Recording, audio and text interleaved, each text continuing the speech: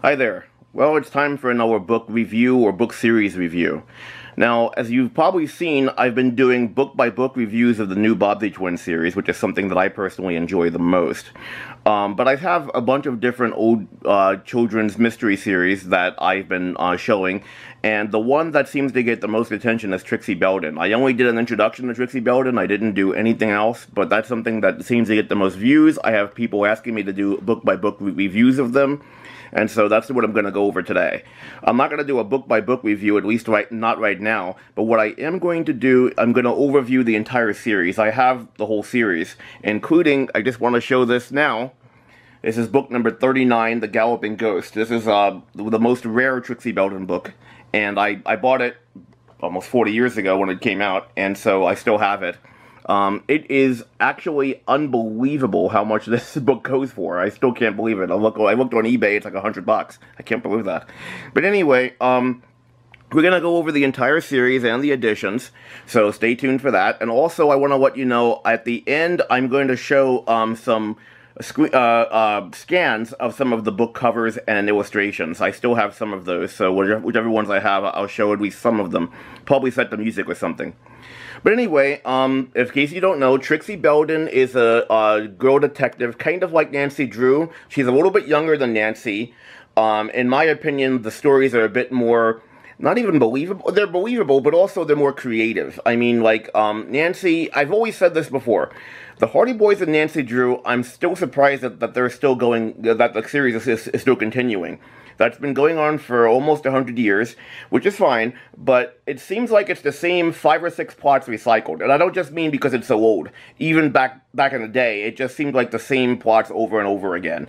And now, I did like it's funny with Nancy Drew and the Hardy Boys, I like a lot of their television media, which usually I'm a diehard book fan. If they make a TV show, usually I think they spoil it. It's nowhere near as good as the books. But I actually like the 1930s Nancy Drew movies with Benita Granville. I like those.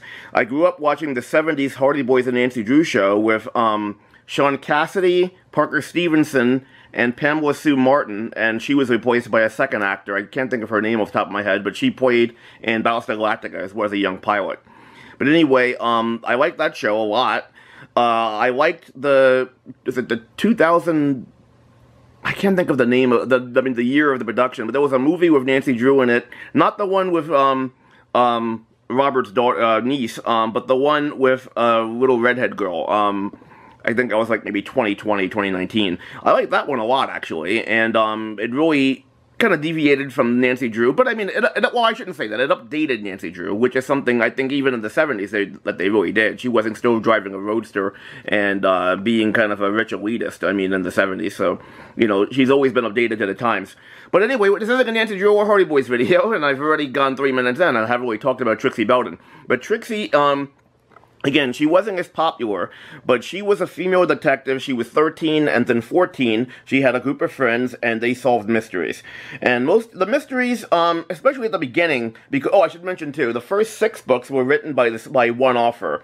I'm gonna have to cheat a little bit. Julia Campbell. And then, after the 6 books, she stopped, and they wanted to continue the series, so they used a ghostwriter, several ghostwriters, meaning basically just various authors under the pseudonym of Kathleen Kenny. Just kind of like how Nancy Drew, there really is no Carolyn Keene, it's just a bunch of different authors. So, of course, it first started in 1948, and it ended in 1986. So when I was reading them, I read them, you know, for a while, but I bought the last few when they were new. But of course, these are in the 80s, not in the 40s. I wasn't born yet.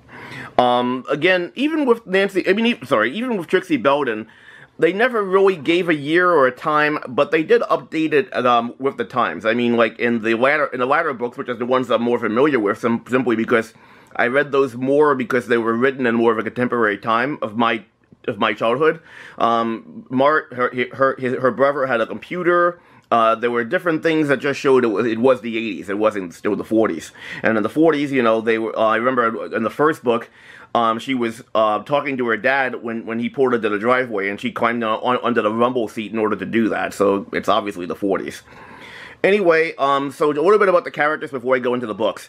Trixie Belden is, like I said, I told you who she was. Her best friend is Honey Wheeler, She is a wealthy person who moved. Oh, I should mention too. They live in Sleepyside, New York, which is Sleepy Hollow, New York. I think Sleepyside, New York. I think it is, which is kind of like a upstate New York area. And Trixie lives on a farm, and so does her brother Brian, and her brother Mart, and her brother Bobby. And I'm sorry, I'm bouncing back and forth. Brian is a little bit older than Trixie. Mart is a little bit older as well, but he's only 11 months older. Bobby is a lot younger than them. He's like 4, I think, or something of that nature. So he's kind of a baby, not a baby, but a little kid. Anyway, so her best friend is Honey Wheeler, who's very rich, as I mentioned. In the course of the first couple books, they adopt a person named Jim. He is it's a long story about him, and we'll get to that when we actually get to the books. But Jim is Honey's adopted brother, and also Trixie's crush. They kind of have a little crush on each other. It's all chaste. But let's see. Then there are a few more people in their group of friends. Dan Mangan, who is oh, I should mention, Honey has a groom named Reagan, who's a really good friend of the kids, and he lets them ride horses. They're Honey's horses anyway, but you know, he's a groom. He kind of instills discipline with them, but helps them in a kind way. Honey also has a governess named Miss Trask, who also is kind of like an adult friend of theirs. I mean, like, maybe let's say an aunt, as it were. Honey's parents are, they're kind of jet-setters, and they're not always available, so Miss Trask is kind of the surrogate mother for Honey. Anyway, Reagan's nephew, his name is Dan Mangan, and he was part of a gang in New York City. And he breaks away from the gang, and he joins their group, as well as another rich girl, her name is Diana Lynch, and she's always said to be the prettiest girl in Trixie and Honey's class. And I should mention, Mart and Diana have kind of a crush on each other as well. So, and also Brian, the oldest boy, the oldest brother of Trixie, has a crush on Honey. So there you have it. That's the characters. Okay. So, another thing, too, with the books, there were several editions. I had most of them, but I sold some of them because I just didn't need to have the same edition. I mean, the same book in several editions. But there's the deluxe edition, which I really enjoy. The deluxe edition, it has artwork in it, but the artwork is different than in the original edition. The deluxe edition was, I think, made in the 60s. Really good, really fine artwork. I really like I don't know, it's a really good readability hardcover. Then there's the hardcovers that came out when they first came out, which I don't have anymore. Like I said, I sold them. Then, of course, there were the paperback editions from the 70s. There were 2 different kinds. There were, in the 70s, there was the oval paperback edition, like this. Okay, and then I guess in the early 80s, they made the square edition, like this. Like you saw in book 839, which only came out in the square edition. So those are the editions. Oh, and then in 2003, there was another hardcover edition, which was a more modern 21st century kind of book. And the artwork is, I mean, just the cover artwork was changed. That's a bit more modern too. But when you, I don't know, it looks modern to me, but I mean, it's not supposed to be modern. I mean, you know, it just looks it to me, maybe. But either way, it's a good edition. Those are the characters in the Trixie Belden series. Now, let's go on to the book, shall we? And those are the editions. So, book number 1, I have the oval edition. I couldn't find it. So I'm just going to show you the deluxe and the 2003 edition right now. Here is for the first book in the 2003 edition, and here it is in the deluxe edition. As I said, the artwork's a bit different. In fact, let me show you what I mean by this. We're going to show the same scene in both editions as far as the artwork. The very opening scene has the artwork. So here is what Trixie looks like in the original. Even though this is the 2003 edition, this was the original artwork in 1948. That's Trixie and her mom. Okay. Good. So now here is what it looks like in the 60s deluxe edition of Trixie and her mom. It's in color. It's just, I like the drawings more photorealistic to me too. Okay. But anyway, so the first 2 books are one story. It ends on a cliffhanger, where Trixie, you find out about Trixie. Her brothers actually aren't even in this book. They're away at camp as junior counselors. So Trixie is bored over the summer, and she finds out that a neighbor of theirs he's very ill. He's an older man, and he's dying. And also finds out that another mansion near them. Now there's several mansions near them apparently. That one is sold to a new family, the Wheelers. And so she goes to meet the family, and she meets Honey for the first time. And she and Honey become fast friends. Miss Trask especially wants Honey to befriend Trixie, because Honey was in a private school before that. She's very timid. She's very sickly. She's even sickly, but she's not used to, like, I don't want to say real people, but she's very, she was very sheltered, used to like the kind of like a rich boarding school. She didn't really see her parents much either, so she was just very sheltered and very delicate. And so meeting Trixie, who's kind of a tomboy, Miss Trax feels would be really good for Honey. Again, this is in the 40s, and Trixie's still right. She has dungarees, dungarees, I mean to say, dungarees, which are basically blue jeans. She has blue jeans. She doesn't always wear a skirt and dress the way most girls did back in the 40s and 50s. And she's just a very tomboyish, and you would think that that Honey's parents and Honey's governess would be like, oh, you can't associate with someone like that. But I don't know. On the contrary, they want her to be more outdoorsy and outgoing. So she befriends Trixie, and the book is called The Secret of the Mansion, because again, that mansion, as we find out later, the older man, Mr. Fane, I'm sorry, I'm trying to remember, I haven't read these in a long time.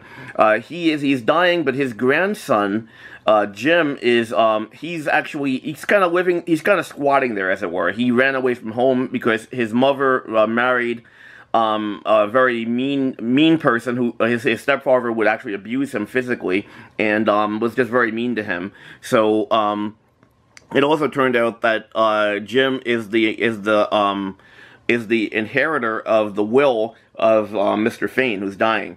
So the secret of the mansion, finding out, like, what the secret is, where the will is, what's going on, what kind of money is going to Jim, and also making sure that Jim's stepfather doesn't get that money. So when it looks like, okay, so the mansion burns. It's a long story, and I have 39 books, so I'm not going to go into all of them in such detail. But the mansion, it burns down. The old man dies in the hospital, not in the fire. But it turns out that the money was actually hidden in the mansion, and they actually did get the money, actually, and so Jim becomes the inheritor of it. But since he thinks that the stepfather is going to get it, he runs away again because he knows the stepfather is coming.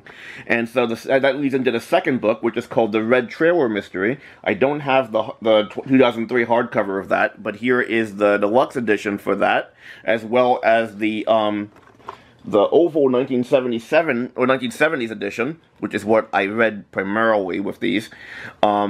The Red Trailer Mystery is a very good one. The Honey and Trixie and Miss Trax, they use the Wheeler's trailer, and they go. It's like basically an RV. Basically, it's a trailer that connects to the car, and they still have those, I think, but mostly people have RVs now. But either way, they go on a kind of a vacation where they hunt down Jim, and they explain that no, he doesn't have to run.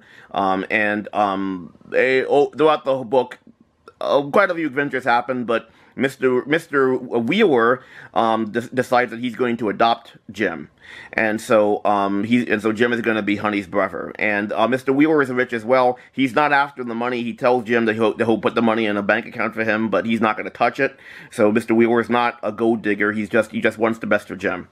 So it ends on a good note. And again, these were written in the late 40s, so the language is a little archaic, but I do enjoy it. I mean, even, honestly, I didn't really realize that as a little kid, because, I just read the books, but, and they were making new ones, but reading them now, you can kind of, even if you blindfold me to the copyright date, I can kind of tell at least what decade they were made in, because the 40s, 50s books have a completely different feel than the 60s books, which have a different feel than the 70s and 80s books.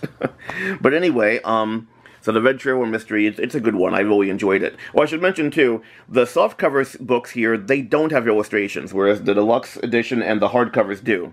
So if you want to pick up the books and you want the illustrations, the 2003 hardcovers are probably the cheaper ones to find, I think. But they have the original illustrations, and of course the deluxe has the deluxe illustrations, as I mentioned. So that's book 2. Those are books 1 and 2. Book number 3, okay, let's see here, is The Gatehouse Mystery, which this is the cover to the deluxe edition. This is the cover to the 2003 edition. And this is the cover. This is the cover to the 70s oval edition. Very nice. Okay, and this is the cover to the 80s square edition. Okay, now that we have that out of the way, I don't remember much about the Gatehouse Mystery. I do remember that they find... Well, I do remember this, obviously. So there is a gatehouse, which is basically the Wheeler Mansion. I remember that the Wheelers just kind of moved into it recently. And I should mention, the first 6 books are very... Even though the first 2 are one story and the yellow 4 can be read separately, they kind of continue where the yellow one left off. So, like, you know how, like, for instance, Nancy Drew, the Hardy Boys, I use them a lot as an example because most people know them. They stay the same age the entire series, and they don't really mention, okay, it's spring, it's summer. You know, they're just kind of episodic. They don't really, they're not a continuation of each other. Well, the first 6 books especially are. So I mean, the Wheelers are still very new to the house, to the mansion, and they don't know anything about it. They know that now they find the gate. Oh, Trixie and Honey especially find the gatehouse, which is basically back in the 19th century. It was a house. I think it was either a house for servants or a house for the... I don't remember what it was actually used for. I don't remember now. But it's basically it's not connected to the main house. It's not even near the main house, but it's on their property. And as you mentioned, they have a lot of property too. They have acres and acres. They even have a what do you call that? A gaming area, like, you know, so they can hunt on the property. They have probably a couple hundred acres. But anyway, the gatehouse, they find it. There is actually a jewel or a ring with a jewel that they find in the floorboards, and they're trying to find out, like, what's going on there. If I remember correctly, there were some bad guys that were using the gatehouse, I think, and they dropped the ring. I think, again, it's pretty vague. It's been a while since I read these, but again, I recommend reading them. I don't remember disliking it. I know I liked it. I just, you know, it's just been a while since I've read them. So next we go to book 4, which I remember more of. Trixie Belden and the Mysterious Visitor. Here is the deluxe edition. The devil head would come in later. They were wearing masks, basically. I do have the 2003 edition. Okay, the 2003 edition. I like this cover. I like this cover more than any of them.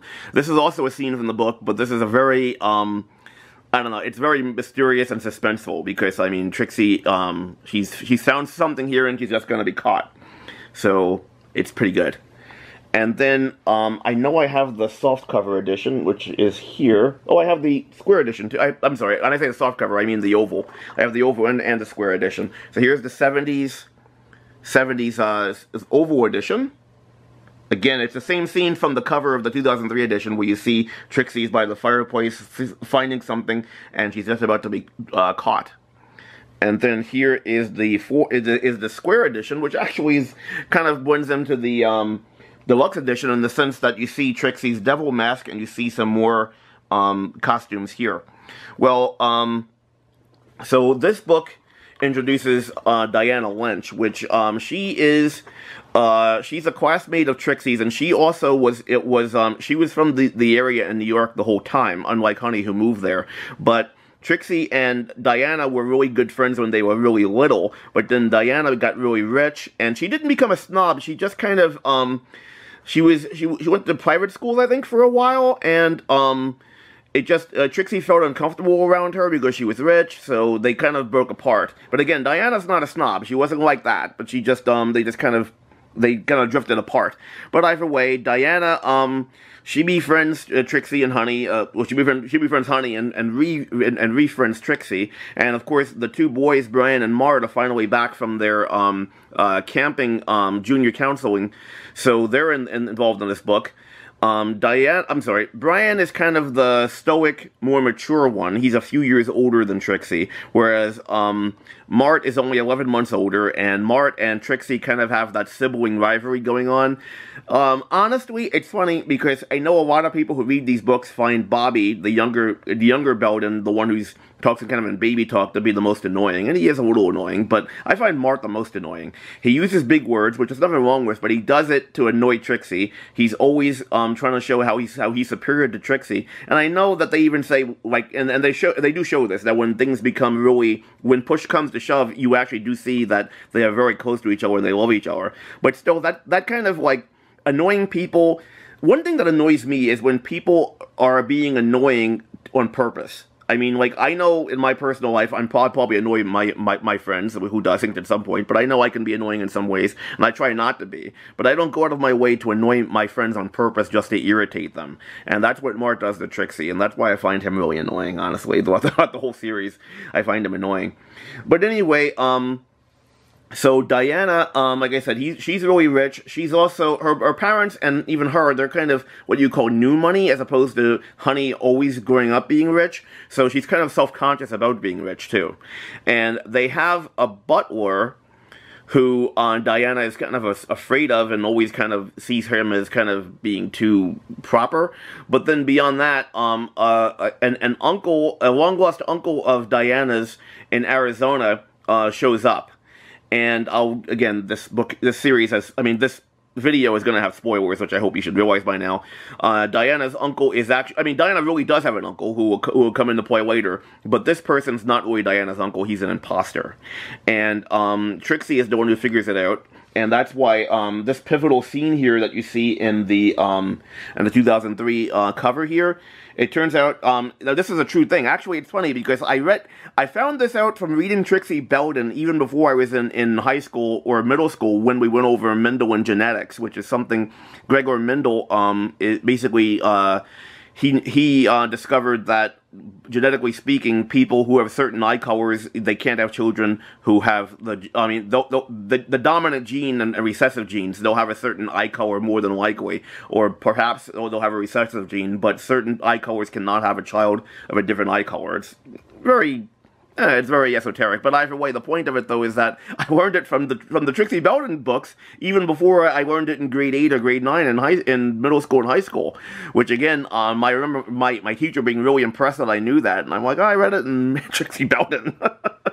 But anyhow, she discovers that the uncle is the uncle is an imposter. They knew that, but they are able to prove it by finding out that the ancestors of the Lynches, that's Diana's last name, they have a certain eye color, and that proves that the person is an imposter. But it's a pretty good book. It's actually pretty suspenseful. It's really good. And again, one thing I do like about these books, even though the kids are, especially Trixie, she's really smart in some ways, but she's still a kid, and she doesn't act like, like a 40-year-old genius in a 13-year-old's body.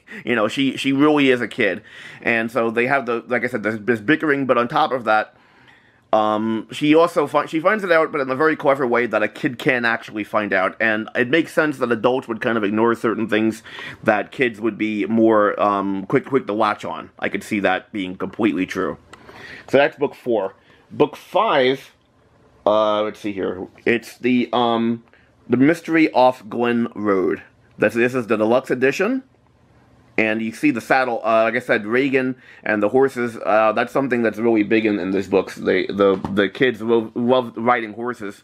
And Reagan, as I said, is a really good character for, just to give them a bit of adult grounding and discipline, but also, when I say discipline, I don't mean punishment, just a bit more of a stability to them. So here's the 2003 edition of the Mystery of Glen Road. Okay. And here is the 70s edition, the oval edition of The Mystery Off Glen Road, book 5. I honestly don't remember anything about this book off the top of my head right now. And like I said, I haven't really, because there were so many books, I was gonna do a little bit of research and everything else, but I figured I'm just gonna keep this moving, the videos as long as it is already. I don't remember much about the book, but again, it's the penultimate book that Julie Campbell wrote. Now, the sixth book, her last book that she wrote, I remember very well. The Mystery in Arizona. This is the deluxe edition version of it. And then here is the hardcover, I'm sorry, the 2003 edition, they're both hardcover, The Mystery in Arizona. And this is actually probably my favorite of the first 6 books, honestly. The first 2 were very good, that story is very good, but this one, I think, is my favorite, I think. I could change. And here are the oval and the square editions. So here is the oval edition of The Mystery in Arizona. Very nice. And then the square edition. Now, I read these, of course, when I was a kid, so this would be the 80s, but I remember rereading this again in 1998 or 99 before I drove to Arizona for the first time myself. I went on a road trip to Arizona, which I really enjoyed. And of course, for me, I always like to read books about places when I go to places. In fact, okay, we're getting a little off track, but the Bobbsey twins, as an example, I first encountered them in 1980, and my brother bought me the second of the 1980s, the Wanderer edition of the Bobbsey twin books, because they go to Bermuda, and he bought that for me so I could read it on the plane as we were going to Bermuda. So it's always cool for me, especially as a kid, even now, honestly, because again, I read this in the 90s, the late 90s, I was already an adult, I was in my 20s. Not for the first time, but I mean, I read it in the 90s again when I was going to Arizona, so it's cool for me to like, go on a trip to somewhere and then realize that one of my childhood memories or childhood heroes or a book that I've read, or even as an adult, they're going to the same place. I like that kind of thing. But anyway, the mystery, but I mean, again, that might make it a favorite of mine, but not really, because it was a favorite of mine when I was a kid, and I had no idea I was going to be going to Arizona at some point. But the mystery is nice. So what happens is, Diana's real uncle now, he lives in Arizona, and he invites the Bob White. Oh, I should mention, I don't know if they call themselves the Bob Whites after Kathleen Kennedy started making, after the first 6 books were written, or if they called themselves the Bob's White, if that was a Julie Campbell idea. But either way, the kids decide to have a club, a secret club, called the Bob Whites of the Glen. And Bob White is a kind of a sound that a bird called a Bob White makes, and that's how they decided to use that name. And the group consists of the people I mentioned in the beginning. Those are all of the Bob Whites, but they're introduced throughout the series, not all at once, which I like. Dan Mangan is definitely a character that wasn't even written by Julie Campbell, because he only starts in book 8. But even Brian and Mart, the siblings of Trixie, they're mentioned in the first book, but they were only introduced, I think, in the 4th book, maybe the 3rd. So you don't, so you really see Honey and Trixie first. Then, you see Jim in the first book too, but he doesn't become an official. He doesn't get officially adopted to the end of the 2nd book, and you don't really learn much about him except that he's on the run until the 3rd book, really. But anyway, going back to the Mystery of Arizona, so like you remember, I mentioned in book 4 that Diana had an uncle who now that particular person who pretended to be the uncle is an imposter, but the real uncle does live in Arizona. He has a ranch there, and he invites them to spend some time at the ranch. So the book starts on the plane as they're going to Arizona, and they meet a couple First Nation, all the stewardess of First Nation, or what they call in the States Native Americans. So they learn a lot about Native American and even Mexican culture, which is really neat because this was written in the 50s, and they're treated pretty respectfully. One thing I'll say about the Trixie Belden series, and even the 3 Investigators series as well, which is another series of kid detectives, there aren't a ton of racial minorities in them, but whenever they are, they're treated respectfully. It's not like how some books, especially from that time period, they treat racial minorities in a demeaning way. Okay. And that's a fact. It's sad to say, but this series doesn't really do that. Anyway, so as I said, they are on the plane. They land. They meet the uncle. The Mexican workers on the ranch.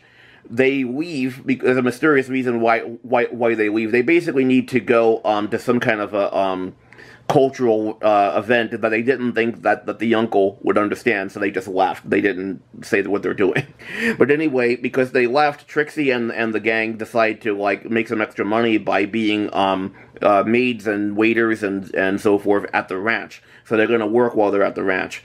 And the mystery involves like where the Mexican family went. Oh, I should mention it's a family. It's an extended family that work there, so they're all related, I think. And I know the boy. There's a little boy and his mother. They leave last. So Trixie and Honey and the group do meet the boy, especially. The mother seems to be really sad. And even the guests, they all have a kind of a story too. There's one woman that's described as very fat. And you know something else too, it's funny. Seeing the illustrations from the 60s and even from the 50s, the fat woman is kind of middle-sized now. Because unfortunately obesity is a lot more than what it used to be. In fact, to be honest, I'm fat. You know, especially for that time period. I mean, like, I'm not obese, but, you know, I've got some weight. But anyway, she has a story behind that's going on with her. Then there's a young woman who's kind of slim and pretty, and she has a story. So everyone has kind of, there's an older gentleman who has a story. So Trixie and the group, they kind of help everybody. And when I say a story, these mysteries don't involve crime really. I don't think there's any. No, I don't think there's any crime in this whole. In the first 6 books, I think, well, the imposter, he goes to jail. Although there is some crime, but not a lot. And in this book, I don't think there is any, if I'm not mistaken. But anyway, the mysteries of things that are going on are solved by Trixie and the gang. So that's the end of those books, like I said, that Julie Campbell wrote.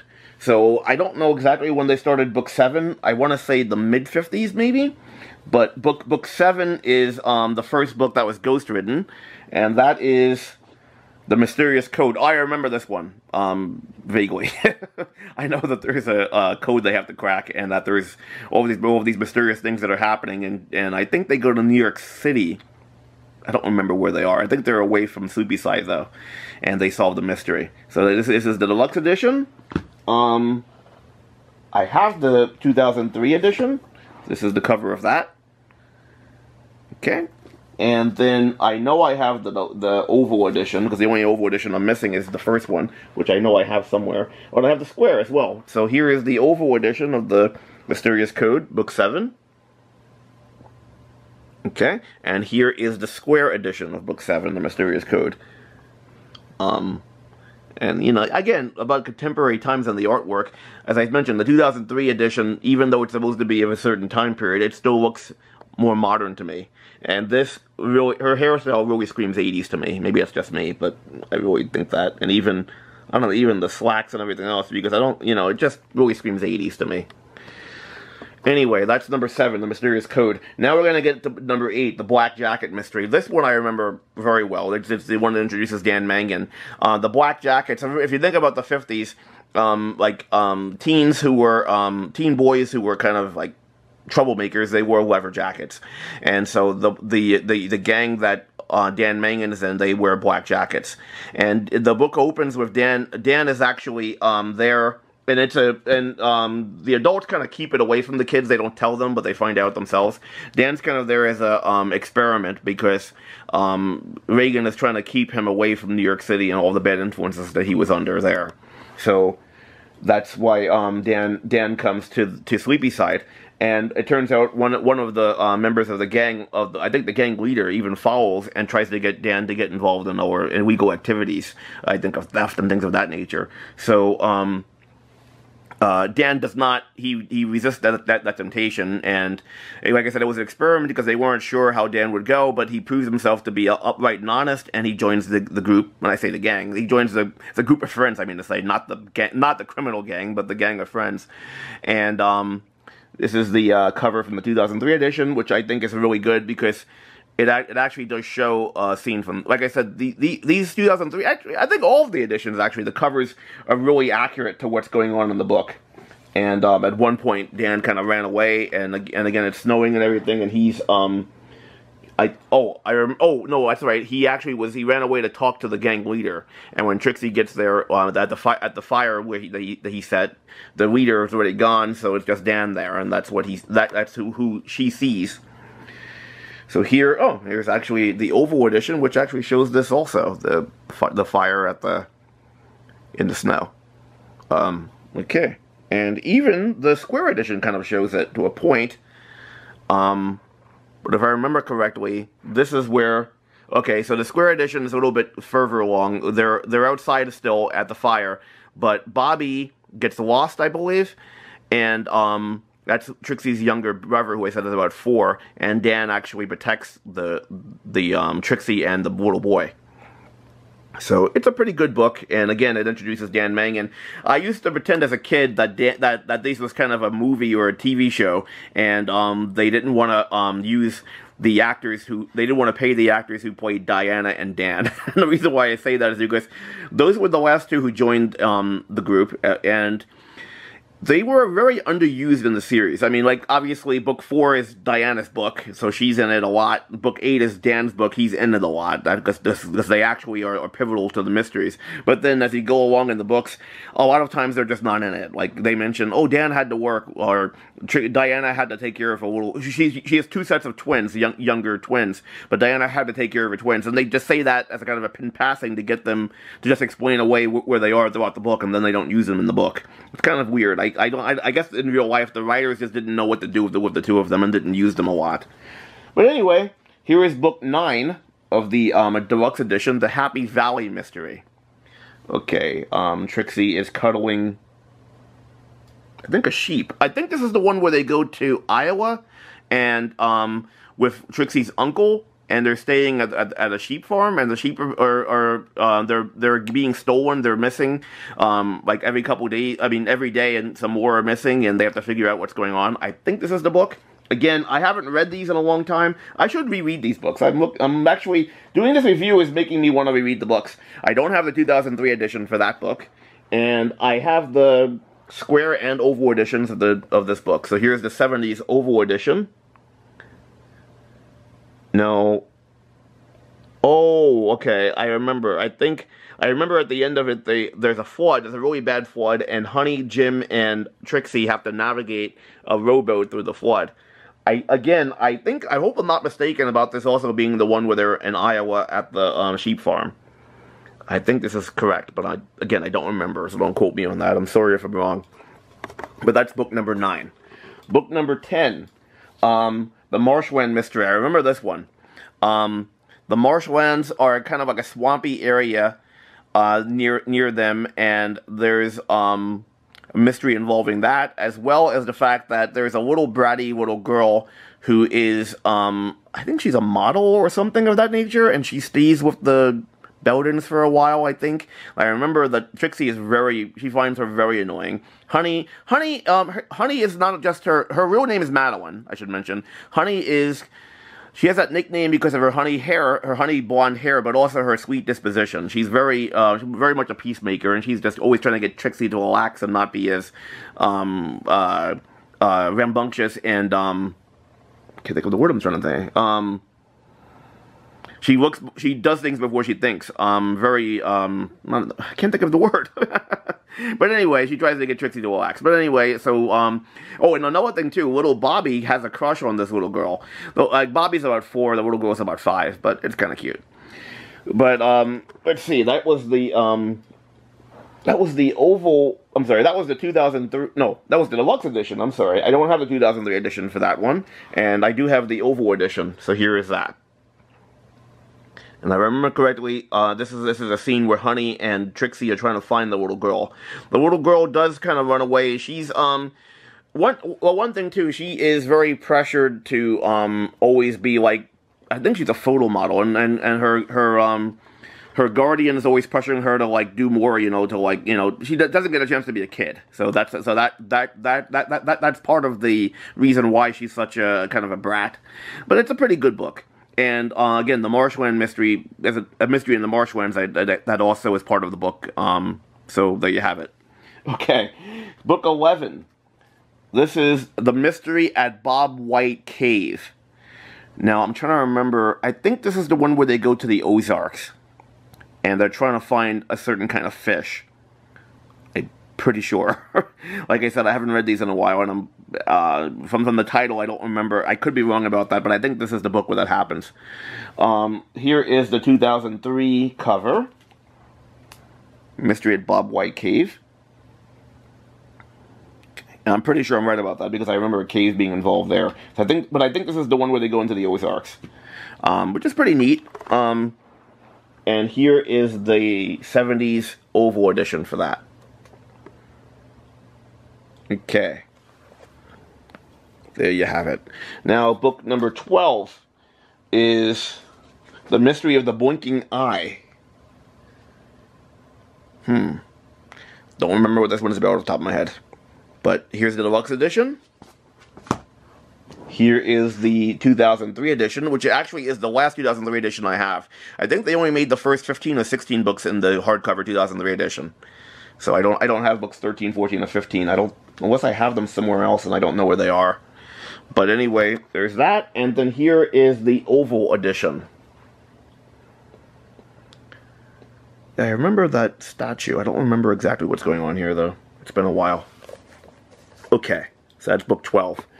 Book 13. Here, The Mystery on Cobbett's Island. This is the deluxe edition. Book number 13, The Mystery at Cobbett's Island. On Cobbett's Island. I don't remember much about the plot of this one. I think it's where they go with Miss Trask. I think Honey and Trixie, maybe the boys? I don't remember. They go to this island. I think this is where they take a ferry to the island, and there is a mystery on the island. But I don't remember much about it, honestly. And here is the 70s oval edition of it. Mystery of Cobbett's Island. Okay. So, number 14 is The Mystery of the Emeralds. I don't remember this one at all. Sorry about this. That's the deluxe edition, and here we have the here we have the 70s oval edition. I think this is the one where they go to Williamsburg, Virginia. I think I remember this now, and this house has a secret passage, and I don't remember much about it besides that, honestly. Okay, so number 15 is The Mystery on the Mississippi. And this is the last deluxe edition they made. They only made the first 15 books in hardcover with the deluxe edition. So there's that. And then here is the oval 70s edition. And I'm sorry I don't remember much about the plot of this one either. Sorry about that. Okay, number 16. I remember. Okay, here we go. So 16 and then 17. I remember these. I think 16. This was where the biggest gap between books were. 16 is the last of the 60s books, and then there was a 5-year, or maybe even a longer gap between that one and the 70s books with number 17. Just like 1 and 2 were one story, 16 and 17 are two stories, but they're very interconnected. Like 17 picks up exactly where 16 left off. I think they probably did that because there was such a big gap in the time periods of the books release. But like I said, most of the books are kind of episodic. The first 6 weren't, and these 2 aren't. So I remember this book, so the Missing Heiress, and I only have it in the oval edition. But Martino's. I remember. Okay, anyway, I'm sorry. Just saw the little thing here. I remember that store that closed down decades ago. Anyway, there is there's an heiress who's missing, and also and it turns out that there's a woman who they find who loses her memory, who lost her memory. And it obviously, I think this is kind of a trope now, or even, it's pretty obvious if you think about it, but she is the missing heiress. And so, you find out, like, what happened to her, why she lost her memory. I think she was run off the road by bad guys, if I remember correctly. So, there's a big mystery there. So, the book 17... I should mention too. At the end of it, she was engaged. She was engaged already, and once she gets her memory back, her fiance is contacted, and they're gonna get married there on the Wheeler estate, you know, like on their property. So book 17, The Mystery of the Uninvited Guest. This is when they do get married in this book, and it turns out that the uninvited guest, this old woman in the wheelchair, is actually a man who's a bad guy who's an imposter who's trying to steal from them. Oh, I should also mention too, before I forget now, the so you know how like a lot of different detectives, there's a policeman who's kind of like a foil, kind of a friend and a foil for them. Sherlock Holmes had Inspector Lestrade. Sergeant Mullinson is the policeman who's involved with the Beldens, and depending on who Ghost wrote the book, he's either friendly towards Trixie or very antagonistic. It's kind of like that too with the three investigators. It was Chief Reynolds, I think, and most of the writers made him friendly to the investigators, but one writer especially made him antagonistic. That's kind of the way the Trixie Belden series is as well.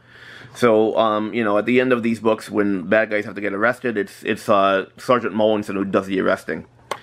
Okay, so book number 18, The Mystery of the Phantom Grasshopper. That's the oval edition to this. I remember this one well, too. Insects are a hobby of mine. That might be why I remembered it. But the hobby is a weather vane on top of the city hall, I believe, there. And so there's a mystery involving the weather vane and also their teacher, who acts a little mysterious. She's kind of, I think she's a new teacher, and she has a past, not a past in a bad way, she's just has things in her past, and her friend is kind of a crook. So she doesn't really realize that, but you know he is, and so that's what that book is about. It's a pretty good one. I remember that one. I think I remember these more now because, again, like I said, once we get to contemporary, when I say contemporary, to the times, they were contemporary when I bought them, when I first started reading them. They're more in my mind. Number 19, The Secret of the Unseen Treasure. Okay, this one involves, I think this is the one that involves a marijuana patch that they find. There's someone is growing marijuana, so this is definitely 70s, maybe even 60s. I mean, this came out in the 70s, but I mean, like, obviously this wouldn't be in the 40s. It would, especially, I was surprised it was mentioned in it. Even now, not a lot of children's books kind of deal with drugs in that way, but anyway, they have to catch the people who are the bad guys who are making drugs to sell. I think that's the one that happens in. Or that might be the one with the counterfeiters. I don't remember now. I think that's the one with the marijuana. I'm pretty sure. Number 20, The Mystery on Old Telegraph Road. This might be the one with the counterfeit. In fact, this is the one with the counterfeiters, if I'm not mistaken. Yes. Okay. There are bad guys who are counterfeiting German Deutschmarks, of all things, and but Trixie and the group are organizing a bike-a-thon, and there's an abandoned house, I think on the Wheeler property, and that's where the counterfeiters were working, and they were going to open up the house to like make it a stop during the bike-a-thon, so kind of a mystery involved there, and so they have to foil them. This is the oval edition, and I do have the square edition for this book, so this is the square edition. And the bike-a-thon is actually raising money for the art department for the school. And as you can see, actually, yep, I'm right. Here are the Deutschmark, the counterfeit Deutschmark. So, like I said, book 19 was marijuana, book 20 is the counterfeiting. Okay, so those are the first 20 books. We're about halfway done. 21, The Mystery of the Castaway Children. Here is a square edition. Okay, this involves children. I think Trixie finds a baby on her doorstep, if I'm not mistaken, or a baby in the doghouse, of all things. And there's a little boy. It's a long story, but the little boy. Okay, so there's a poor family, and so the family owns a Dodge, which is a car. They were going to sell it, but the little baby brother is nicknamed Dodge. He's like the young Dodge, I think they call him all the time. And so when the poor parents say they're going to sell the Dodge, he thinks they're going to sell the little baby. The kid might be 8 or 9. I mean, the kid thinking this is like 8 or 9, so he's kind of naive himself, and so he runs away with his little brother, who's a little baby, like maybe a few months to a year old, and so he leaves the baby in the doghouse and to go get food, and Trixie finds the baby Long story, they have to, you know, they find the baby. They don't realize that there's an older brother along, and they think that the baby might have been abused because of the way he's got a rash on his underarms and stuff. And that's just because the little brother didn't know how to carry him and take care of him. He's not abusing the little baby. He's just doing his best. But when they find the older brother, the 8 or 9-year-old, then they're able to track down the parents and reunite the whole family, which is a pretty touching story. So that's the oval edition. Here is the square edition, and in both editions, I think you see there's a car chase. I should mention, I forget what the bad guys are doing and how they related to this whole thing, but there are bad guys, and they actually chase the car. And again, this also shows 70s as well, because these cars, the station wagon that the Bob Whites use, can fit, I think, all 7 or 8 of them in it. So, you know, like cars today cannot do that. So this shows, if you remember, back in the 50s and even up to the 70s, the cars were huge. The station wagons were really big. You can fit an entire extended family in there. So that's book number 21. Next is book number 22. The Mystery at Mead's Mountain. That's the oval edition, the only one I have. Don't remember this one off the top of my head. Sorry. Book 23, The Mystery of the Queen's Diamonds. I'm sorry, the Queen's Necklace, my mistake. Here's the oval edition. And here is the square edition. And this one, I remember... So as you can see, they went to London, obviously. They went to England. I think this, yeah, I'm sure. This is the one where Miss Trask, actually, there's a Scotsman who has a liking for Miss Trask, but is he all that he appears? No, he's not. He's a bad guy. I don't even think he's Scottish, actually. But, yeah, pretty interesting story. Then, mystery number 24, The Mystery at Saratoga. This goes back into Reagan's backstory, where you find out about his backstory and how he was a jockey a long time ago, and he was framed, and he didn't do anything wrong, but everyone thought he did, and he kind of left abruptly and then started working for the Wheelers because of that. But this one clears his name.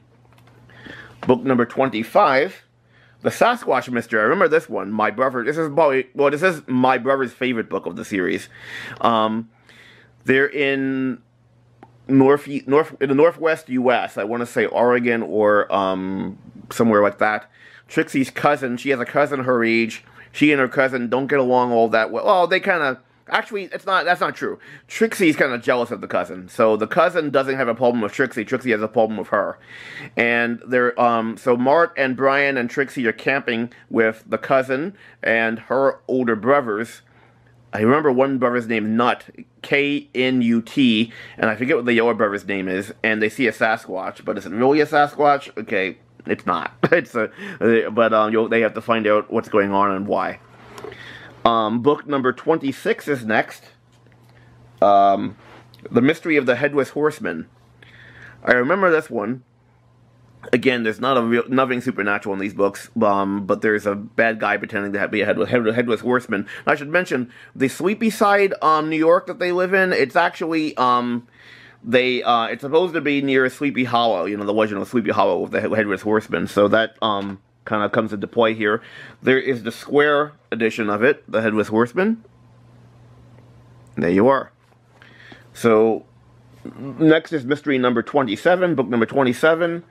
The Mystery of the Ghostly Galleon. I remember this one.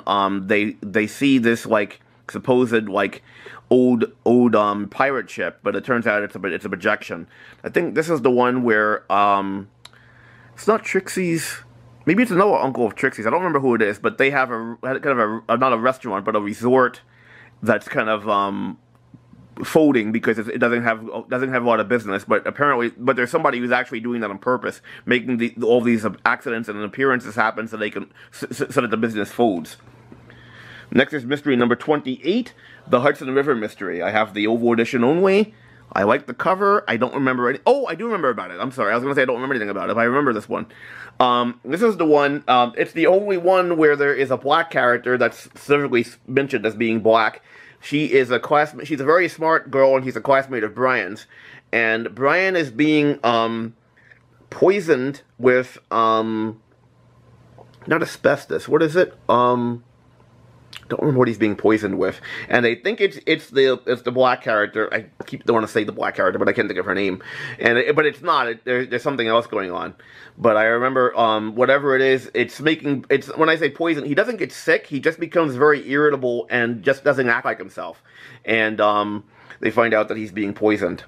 I think this is the book where that happens. Pretty sure. Okay, so that's 28. Okay. Next we have book number 29, The Mystery of the Velvet Gown. Okay, I remember this one, but I don't remember much about it. I remember a velvet gown, and I think there was some, like, jewels in it, or something was in it. I remember that. And, you know, I don't remember much about it. And I want to say, because I remember, too, that I think the drama teacher is involved, and she has a friend, maybe a fiance, who's also a bad person. And I'm kind of getting that one and the Phantom Grasshopper mixed up, but I think they both involve that same kind of plot.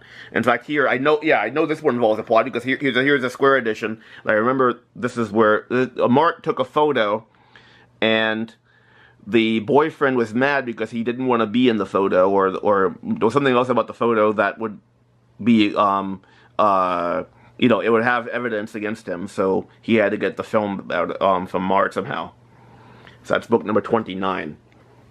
Okay, next we have book number 30, which is The Mystery of the Midnight Marauder. Okay, I remember this one. If I'm not mistaken, Mart is framed for being the Midnight Marauder, but it turns out Mart is actually, he's actually on the school paper doing a Lovelorn column, and Miss Lonely Hearts, or whatever he's calling himself, it's a big secret that he's Miss Lonely Hearts. He only finds it out at the end of the book. But because he's sneaking away and doing stuff, it does seem like he's the one being the Midnight Marauder. He's basically someone vandalizing the school, if I'm not mistaken. That's the Oval Edition, and here is the Square Edition. Yeah, as you can see, he is vandalizing the school, because he's actually writing the Midnight Marauder was here. Okay, that's book number 30. Okay, we're near the end. We have just 9 more to go. Book number 31, The Mystery at Maypenny's. This is the Oval Edition. I honestly don't remember anything about it, top of my head right now. Okay, next is book number 32, The Mystery of the Whispering Witch. I remember this one. Trixie and Honey have a friend, I forget her name, she's never brought up again, but they stay overnight with her, and she's being terrorized by someone who pretends that the house is haunted, but it's not. So that's book number 32. Book number 33, The Mystery of the Vanishing Victim. You know, I should remember these, because these are the ones I read when they came out, but I don't remember this on the top of my head right now. I know I also wrote, I think, a book report on that one, but I don't remember it off the top of my head. Book number 34, The Mystery of the Missing Millionaire. This is the Oval Edition. Don't remember that one off the top of my head now either, but there you have it. And here is a Square Edition for The Mystery of the Missing Millionaire. Book number 35, The Mystery of the Memorial Day Fire. And I should mention, around this time now, the books are becoming more rare. The Mystery of the Memorial Day Fire, it's a Square Edition only, because after 34, or maybe after 32, they only came out as Square Editions. I think it was after 32, that's why they're more rare. Or, no, I'm sorry, after 34, I'm wrong. It is after 34. After 34, there are no longer Oval Editions. So the 80s editions are the only ones, and because the series, you know, the reason why these series end is because the circulation is declining. People aren't reading them as much. So as the circulation declines, there weren't as many printed, and they didn't sell as well. So they're kind of rare now. Book number 34, The Memorial Day Fire. Don't remember much about this off the top of my head right now. Book number 35, The Mystery of the Antique Doll. Unfortunately, I don't remember much about this one either. What I think I'm going to do, though, like I said, I want to read these books again. I think I might start in reverse order and start with the last one. Like, most of these books are episodic, so it doesn't matter if I'm reading them in reverse order. But I want to read the ones that I read when they were new first, I think.